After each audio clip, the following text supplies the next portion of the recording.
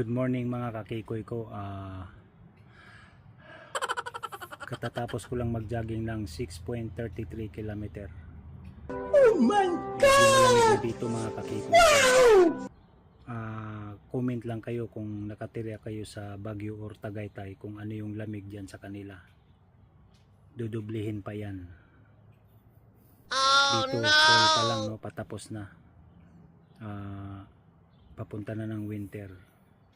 Pero super lamig na talaga. Napapansin nyo? Yan o. Sweat shirt, long sleeve, round open round neck, oh no, long sleeve, and may hoodie. So yan, pag nagja-jogging si Kikoy, 3, minsan 4. Pag winter naman, yung malamig na talaga, ang sinusuot ko yung ano siya, windbreaker,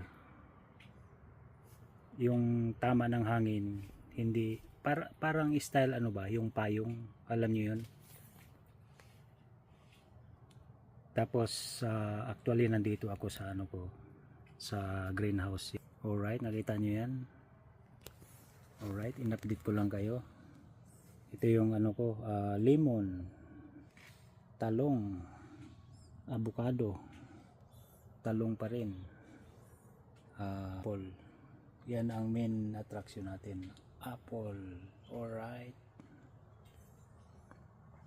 So ayan mga kakikoy ko, maraming salamat sa suporta niyo. Bye bye.